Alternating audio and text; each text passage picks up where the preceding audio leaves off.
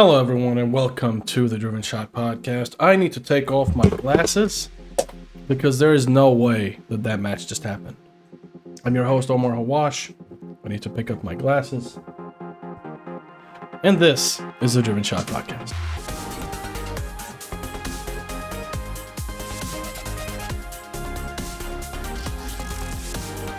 So, Barça just got absolutely dismantled at the hands of Real Madrid in a 2-1 fixture at the Santiago Bernabeu that, quite frankly, should have had more goals in it, and that is not from a Barça standpoint.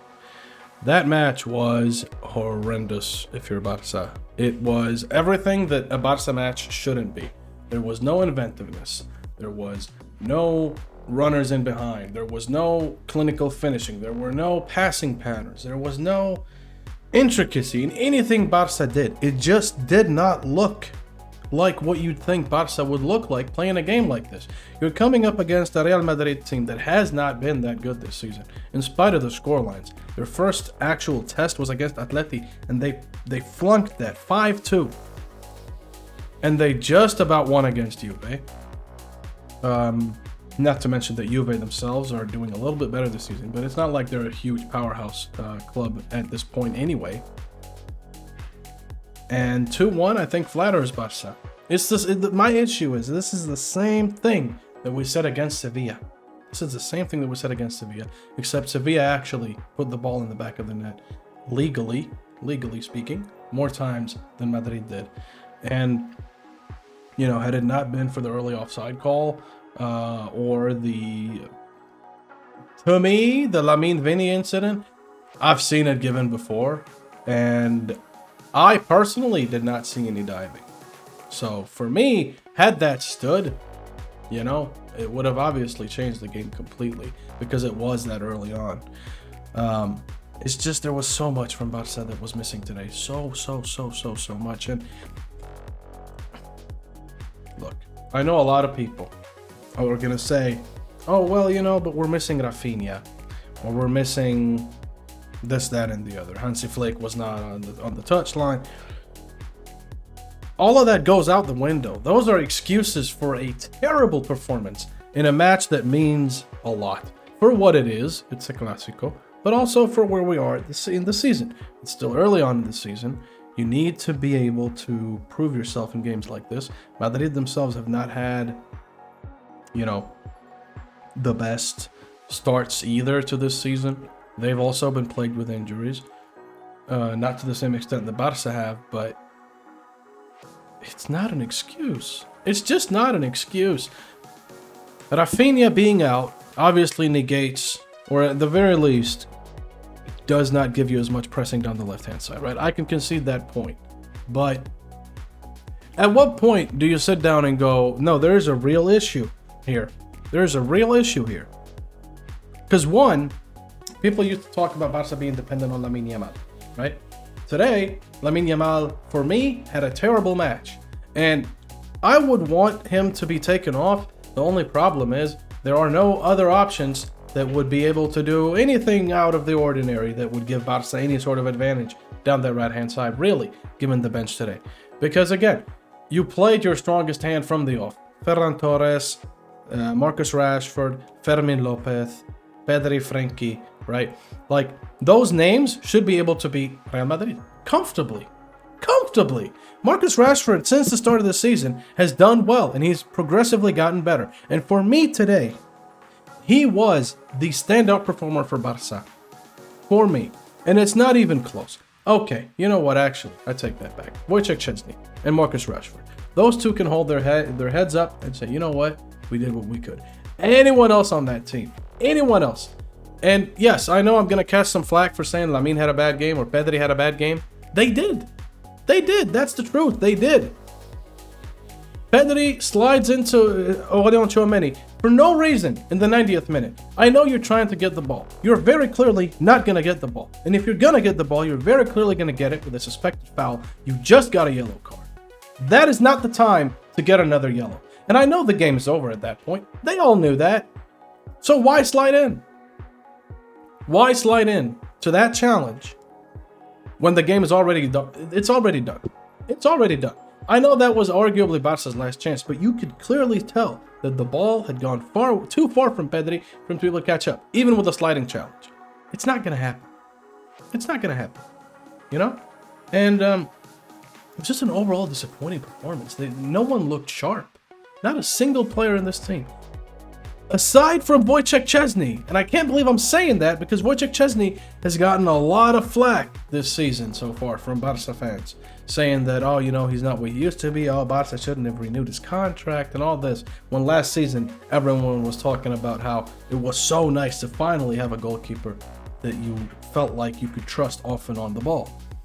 And that reactiveness to me, that being that reactionary as a fan base, has always been something that annoys me, but you know, it is what it is. But like, again, you know, looking at the lineup, right? Looking at the lineup for today, this is being recorded right after the match, by the way, right? I'm gonna just go through them one by one. That's what I'm gonna do. Wojciech Szczesny, for me, standout performer, without a doubt, for Barca, the best player on that pitch. Then for me, it's Marcus Rashford. And then everyone else takes a backseat. I'm sorry. Every single person on the pitch today for Barca was not good. Every single person, except for the two I just mentioned, was not good. I don't want to hear excuses for Pedri or for Frankie or for Casado. You know what? Yeah. Rooney Bargi. Yeah, I can excuse those. They also came on super late. The game was already over. The rest of the team wasn't clicking. I don't know what Marcus Sorg or Hansi Flick would have expected them to even do. I do like that we saw some more attacking substitutions, though, like the likes of Kubarsi out for an attacking option, so on and so forth, right? I liked that. I thought that was good, and I think we should see more of that. But again, it's not good enough. It's not good enough. It's just not good enough. And, you know, again, looking at the lineup, right? Go through them by one. Jules Koundé, for me, was not good. He was not good. He had, you know, in short stints of the game, in short, like 5-minute intervals, he would show something good, and then he would mess it up again. There was an instance where they were attacking down the right-hand side, Barca, and it looked like, okay, Barca might have a chance. And then out of nowhere, he just completely misplaces the pass, even though he just made 3 very similar passes and he was under the same amount of pressure the whole time. He shouldn't be misplacing that kind of pass. It just should not happen. It just should not happen. You should not be able to lose a game the way Barca did today, and somehow they were able to do it. And on top of that, they were somehow able to only lose by a goal.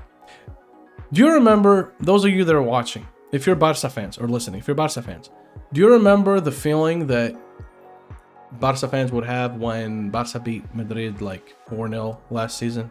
Or what was it? 5-1, 5-2, something like that, right? Like those big scorelines. We were like, oh no, Barca completely overran Madrid. They did everything that Madrid didn't do. That is today. That was today's performance. It's just the reverse. It's just the mirrored version of it. Madrid did everything that Barca didn't do today. And they read every single move Barca had before they did it, except for the goal by Fermin. That is it. That is all Barca had today, was that goal by Fermin. And to be honest, within the first 20 minutes, Barca should have been down maybe 3-0 already. From the jump, off rip, they should have been down 3-0. It's not even a question. So that's my piece on Koundé. Kubarsi, he was decent. I think he did what he could. I don't think he made many. For me, he didn't really make many mistakes that I would go out and say, you know, that was bad. But again, what is he meant to do, man? What is he meant to do? He held the line well for the offside trap. He defended well when he could, although yes, Barca were caught off guard a lot of times. I don't think if you're gonna blame this game on anyone, I don't think it should be Kubarsi, right? And again, I'm not saying this to say like, oh, you should blame somebody for this game. I don't think so either. I think at the end of the day, this was a terrible collective performance. I don't think it falls on anyone specifically to say, you know, this guy ruined the game for Barca. But I think there are individuals on this team that you should be expecting more from, and that we've come to expect more from because they've been performing better than they did today. And so looking at the performances today is just absolutely woeful. Eric Garcia, I genuinely thought he got unlucky with the penalty that was given, that Mbappe missed. Well, didn't miss. It was saved by Chesney. Again, Chesney came up big. I thought he got unlucky with that. I think he did well driving forward. I think he did well on the ball. I think he did well to hold off his opponents more often than not. It obviously did get caught out a few times, but nothing where I really thought, oh no, this was not good. Alejandro Balde, I am at a juxtaposition here because for me, I think Balde did what he could going forward. The problem is he wasn't getting the ball as much as he used to. He wasn't. And whenever he was, it was always in a position where... I almost want to draw this. But it was always in a position where he would get the ball here, and all he would have... So if the ball comes from the midfield and out to him, the only option he would have is to go back to the midfield, because by the time he gets the ball, he's already marked by like 2 or 3 Madrid players. It just... You can't do anything in that position, you know? And he was combining with Marcus Rashford for the most part, which I thought went well. But again, the other part of the pitch just completely let them down whenever they tried to go forward. I think for me, the left side, and this is very surprising for me to say, was better than the right side today. I really think so. I think Koundé and Lamine Yamal looked very off today. Whatever the reason is, I don't know. And quite frankly, I don't care. You just shouldn't be having games like this. If you're Barça, if you're playing at the highest level, you know, if you're wearing the number 10 shirt and you're the future face of the club. But again, the same goes for everyone else. This is not a dig at Lamine. It's more so me trying to explain to you that this performance collectively was horrible. And part of it is because of what we've been used to seeing from certain individuals just not being the case today. You know, Pedri, he was trying, but again, he wasn't doing too much off the ball either. I mean, he was doing a decent amount in terms of pressing, but in terms of making himself an option, you know, he did okay, but he didn't do amazing. And the problem is, whenever he did get the ball, he didn't have many options either, because the problem was, first of all, Barca's midfield was very, very static, I thought, in build-up. Very, very static. Let me just do this. And there we go. So, first of all, very, very static midfield.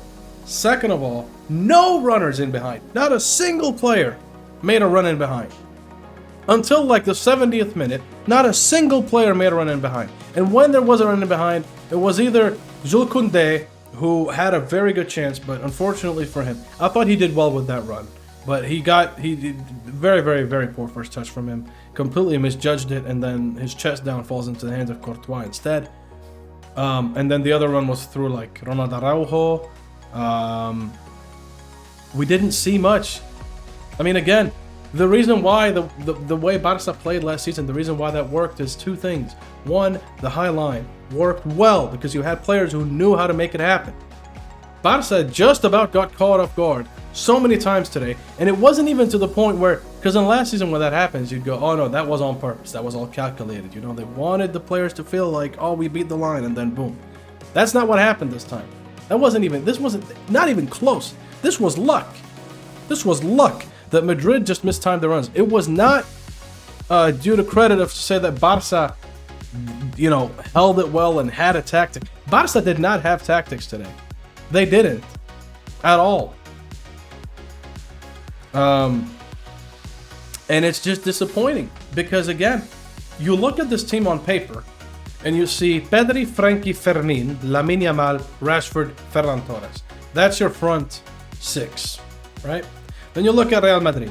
Aurélien Tchouaméni, Camavinga, Güler, Bellingham, Vini, Mbappe, right? Güler is just now getting started. Camavinga has been iffy since he signed. Tchouaméni has been iffy since he signed.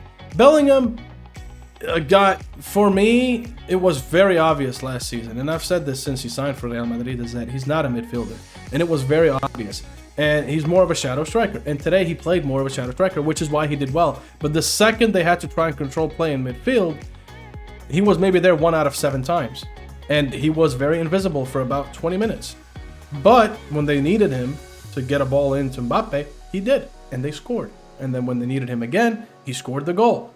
And again, he does that well, and that's something that Barca should have anticipated. But again, Mbappe has not been Bellingham has not been amazing for Madrid. Anything after the first season, he hasn't been amazing. Vini, I thought, was all right today. Didn't really do amazing for Madrid, but he was pretty good. He was pretty solid. I wouldn't say he had a bad game. And then obviously the whole thing of him completely lashing out at everyone and anyone and going down the tunnel, I thought that was very it was very unbecoming of him. And I thought for someone who is the face, one of the main faces of Real Madrid, you should not be acting like that. But again, it's something we've come to expect from him, and it is what it is. And the game was over at that point, so it doesn't really matter too much for him. But again, Vini, obviously the man that you always look at, and same thing with Lamine Yamal. And then, Mbappe, he's done very well, right? So if you put those head to head, I think you can see where I'm going with this. Güler should not be outperforming Pedri. Güler should not be outperforming Frenkie de Jong. If not at the very least for the seniority of these two players in the league and in Clásicos, he should not be the one outperforming. Same thing with Camavinga. Camavinga normally, when Barça play Madrid, has always been one of those backstage figures where he's there, but you can't really tell he's there. He doesn't really have a clear impact. Today, he had a very clear impact. He was very solid defensively, helped advance the play, was tireless throughout the whole game. And Rashford, and then you could say Rashford against Bellingham or Rashford against Vini in terms of how they do. I thought, for me, Rashford was the best player, outfield player for Barça today, and I don't even think it's close. But I'm very curious what you guys think, so please let me know down below. Again, it just shouldn't be happening. It just should. For me, the only one where you say clear-cut winner would be Ferran and Mbappe. Mbappe, obviously.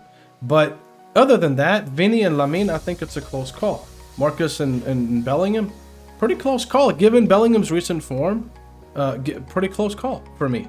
You could say Bellingham edges him in terms of, both the goals he scored and the integration in the squad and stuff like that. But again, I would not be surprised, is what I'm saying, if Bellingham was to be outperformed by Marcus Rashford in El Clásico. But again, the whole team was just not on it today. And again, if you look at the lineup, one thing we've been talking about a lot has been Fermín López and Dani Olmo, right? Because again, you don't really... It's not like you play Fermín and he plays well for a 5-game run.